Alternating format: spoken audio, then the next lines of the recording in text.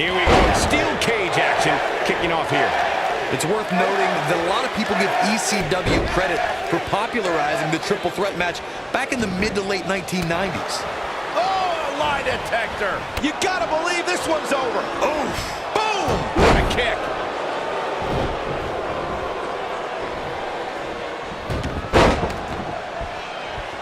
Oh, nasty impact. Vicious strike. Oh, what impact.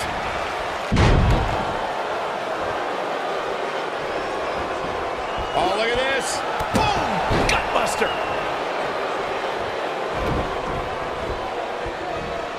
Big time slam. Vicious.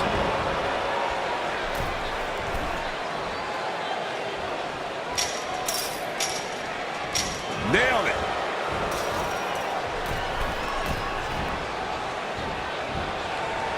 Ooh! Beautiful technique.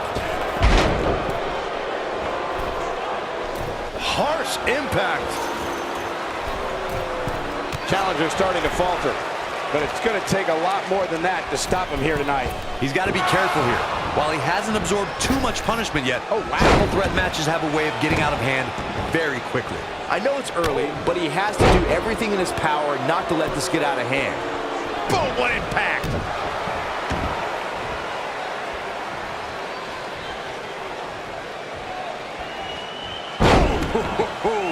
The challenger's taking on some offense, but we all know that he isn't afraid of a good fight, which is what we're seeing here. This match is so evenly... The champion into the cover. It's going to take more than that to keep his shoulders down. Too soon. Oh boy, he is rolling. This might be it. Oh my. The bitter end. The shoulders are down.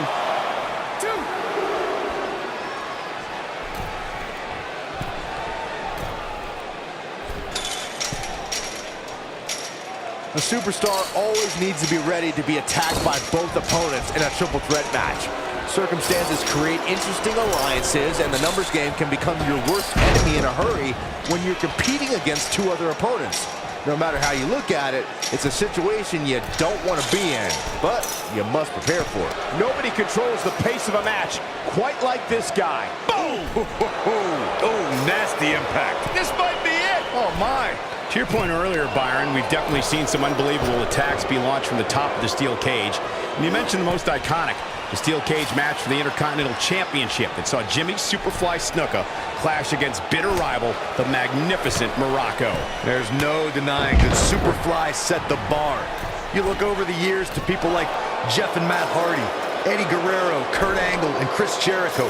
They continued to push the envelope and executed unbelievable attacks from the top of the cage. And watch Rikishi take flight off the top of the steel cage. Wow. We talk about how important stipulations are in a steel cage match. If superstars sign a contract where the only way to win is escape the cage and have both your feet touch the floor, the competitors must have a plan.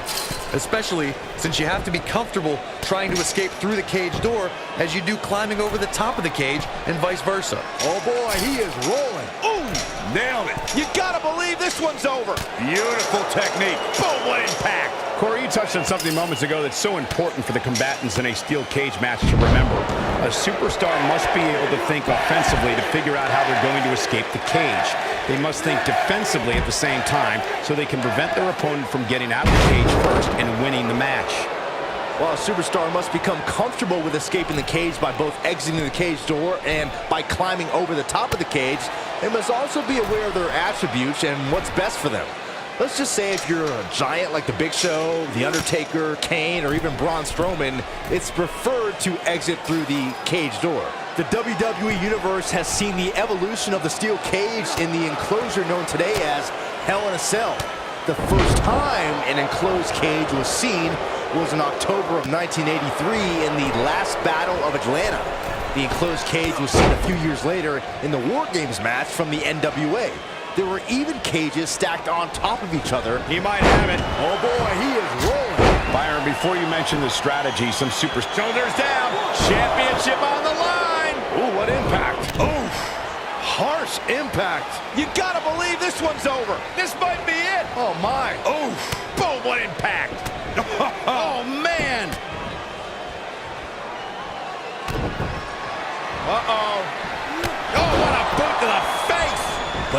on fumes here. Does he have enough left in him to capitalize? It might be cliche, but it's true here. It ain't over till it's over. Oh, and a low blow. We don't need that.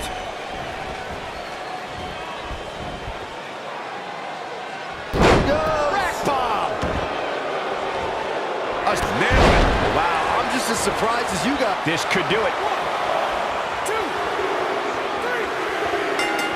It's all over. What an amazing triple threat contest.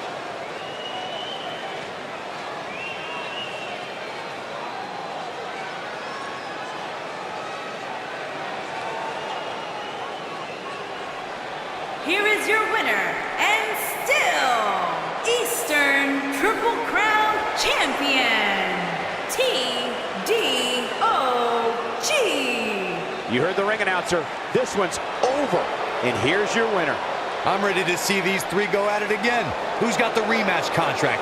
Get out here. Let's get this done. Folks, we just saw one of the most exciting matches you'll see anywhere.